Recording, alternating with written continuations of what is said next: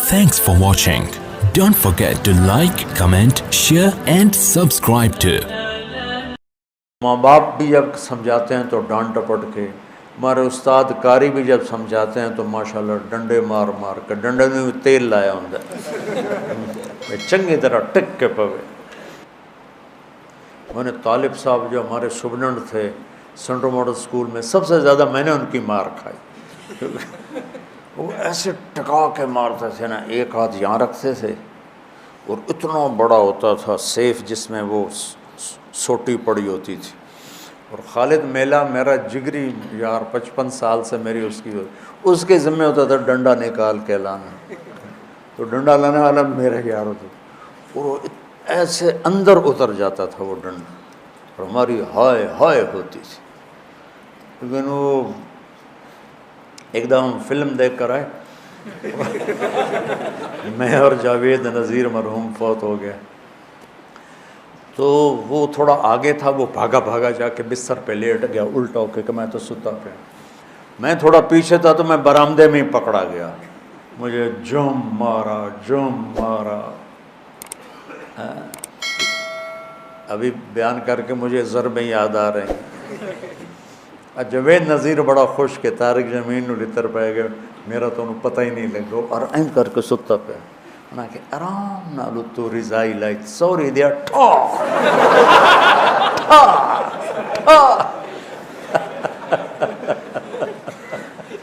یہ بہت غلط طریقہ ہے، بہت غلط طریقہ، پتہ نہیں کہاں سے آ گیا۔ دینی مدرسوں کا بھی یہی حال ہے، اور یہ اسکولوں کا بھی یہی حال ہے، اور ماں باپ کا بھی یہی حال ہے کہ ماں باپ اپنی بات اتارنا چاہتے ہیں ڈنڈے کے ساتھ، شدت کے ساتھ، سختی کے ساتھ۔ کئی دفعہ میرے پاس معصوم بچیاں بچے جو میرے نمبر، میرا پرچہ اچھا نہیں ہوا، اب میرے نمبر تھوڑے آئیں گے، میرے ماں باپ مجھے بونڈ ڈانٹیں گے، میں کیا کروں؟ میں نے کہا پتر میں کی کروں، کوئی دم ضرور پڑا، کچھ نو تعویذ دے ماں۔ وہ نادان ماں باپ ہیں جو بچوں کو کم نمبر آنے پہ ڈانٹتے ہیں۔ ان والدین نے اپنی سب سے قیمتی دولت برباد کر دی، اے پر، بی پر، سی پر۔ اس کو تعلیم تھوڑا ہی کہتے ہیں، تعلیم تو سمجھ کا نام ہے، رٹا لگا کے پڑھ لینے کا نام تو تعلیم نہیں ہے۔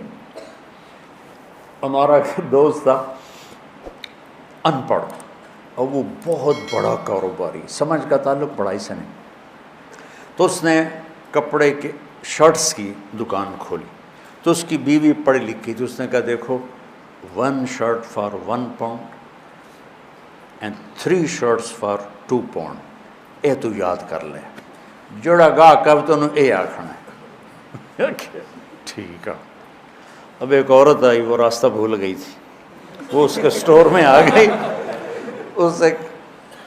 اس نے راستہ پوچھا کہ ایجیکس کا راستہ کدھر ہے؟ ان کا 1 shirt for 1 pound and 3 shirt for 2 pound۔ اس کو حیران ہو کے دیکھنے لگی، اس نے پھر اپنی بات دہرائی، اوپر کہنے لگا 1 shirt for 1 pound 3 shirt for 2 pound۔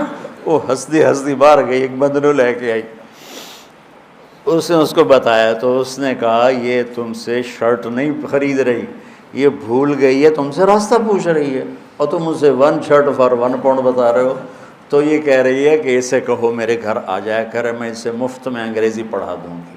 تو ہمارے جو آج کل کے والدین ہیں نا، وہ ایسی تعلیم کے پیچھے ڈنڈے اٹھا کے کھڑے ہوئے ہیں کہ بس تیرا اتنے اے آنے چاہیے، اے آنا، اچھے انسان بنے۔ رزق یہاں لکھا ہے، ڈگریوں پہ نہیں لکھا ہو۔ ہمارے والدین نے بچوں کو مریض بنا دیا، انہوں نے ڈپریشن میں کا شکار کر دیا، پریشر ڈال کے۔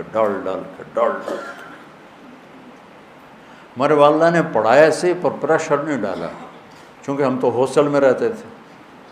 ایک دفعہ گورنمنٹ کالج لاہور ماشاءاللہ میرے 1000 میں سے 90 نمبر آئے۔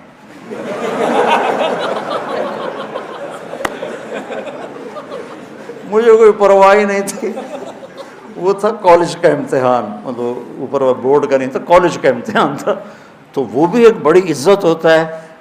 میں بڑے فخر سے بتاتا، کوئی ہے جندے 1090 آئے ہوں، میرے آئے۔ تو ہدایت ہوتا ہے کسی کو پیار محبت سے سمجھا کے انجام بتانا. ہمارے بچے تو ذبح ہو گئے اسکولوں پر اور پڑھائیوں پر اور ٹیوٹر اور ٹیوشن سینٹر. ان بیچاروں کی جو پنپنے کی عمر تھی، بڑھوتری کی اور عقل کی گروتھ کی عمر تھی، وہ ساری برباد ہو جاتی.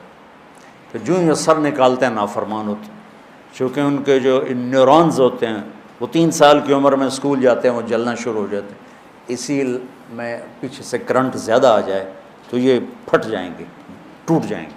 جب 3-4 سال کے بچے پر کتابوں کا بوجھ لادا جاتا ہے، پھر ماں باپ کا پریشر ہوتا ہے، تو ان کے نیورون کہتے ہیں دماغی سیل، وہ جل جاتے ہیں، پھٹ جاتے ہیں. پھر جو بڑے ہوتے ہیں نہ ماں باپ کی سمجھتے ہیں نہ کسی اور کی سمجھتے ہیں، وہ اپنی کرتے ہیں، اپنی موج میں ہوتے ہیں. ہدایت محبت سے پیار سے کسی کو بتا دینا، آگے وہ لے لے تو ٹھیک ہے، نہ لے تو میرا ذمہ ختم ہو گیا.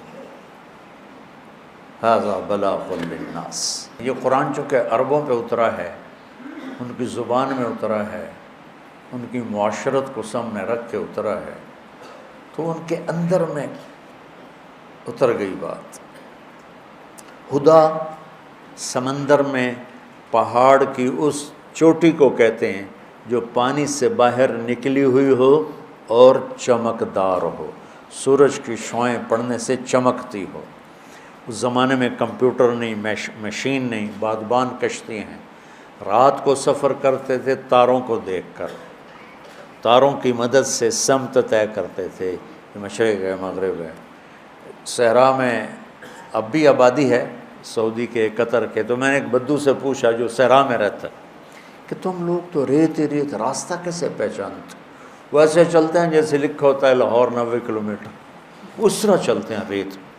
تو کہا ہم ستاروں کا علم جانتے ہیں، ہم ستاروں کو دیکھ کے چلتے، پر دن میں وہ اتنا ہمارے اندر ہوتا ہے کہ ہم اس کے مطابق چلتے رہتے. رات کو چلتے تھے ستاروں کو دیکھ کر، اور دن میں چلتے تھے ان روشن چوٹیوں کو دیکھ کر کہ یہ جگہ جگہ تھیں، اور انہوں نے ان کو متعین کیا تھا یہاں سے جدے مڑنا ہے، یہاں سے یمبو مڑنا ہے، یہاں سے عدن مڑنا ہے، یہاں سے عقبہ مڑنا ہے.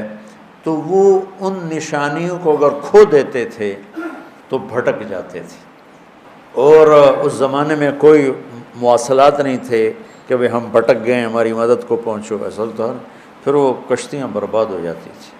تو ہدا یہ زندگی کے سمندر میں وہ روشن چٹان ہے جو انسانی کشتیوں کو راستہ دکھاتی ہے کہ یہ روشن چٹان ہے اور یہ زندگی کا سمندر ہے، اور یہ طارق جمیل ایک کشتی ہے اور اس سے راستے کی تلاش ہے.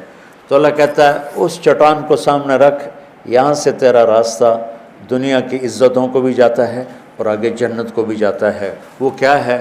یہ ہے وہ کتاب، ہدن للمتقین. سورہ فاتحہ میں ہم نے کہا یا اللہ ہمیں وہ چٹان دکھا. یہ عربوں کے معاشرت کے لحاظ سے ترجمہ کر رہا ہوں، ویسے تو ہدایت ہے سیدھے راستے کی رہنمائی فرمانا، پیار کے ساتھ، نرمی کے ساتھ. اوے نماز پڑھ، یہ بھی ہدایت کا راستہ. میرے بھائی آپ نماز ادا فرما لیں. تو یہ ہدایت، پہلے ہدایت نہیں، پہلا سوٹا ہے، دوسری ہدایت کا راستہ دکھانا ہے پیار محبت سے. تو وہ روشن چٹان جو انسانوں کو راستہ دکھاتی ہے، پانی کے سمندر میں اور منزل کا پتہ بتاتی ہے، زندگی کے سمندر میں انسانی کشتیوں کے لیے قرآن وہ چٹان ہے جو انہیں زندگی کا پتہ بتاتا ہے، آخرت کا پتہ بتاتا ہے اور صحیح منزل تک پہنچا دیتا ہے. جب اللہ نے ہم نے اللہ سے دعا مانگی یا اللہ میں ہدایت دے، تو اللہ نے ہماری دعا قبول کر کے فرمایا الف لام میم ذالک الکتاب لا ریب فیہ ھدی للمتقین. لو تم نے مجھ سے ہدایت مانگی تھی نا، تو لو یہ کتاب آ گئی، یہ ہدایت کا ذریعہ ہے، یہ ہدایت کا سامان اور سبب ہے.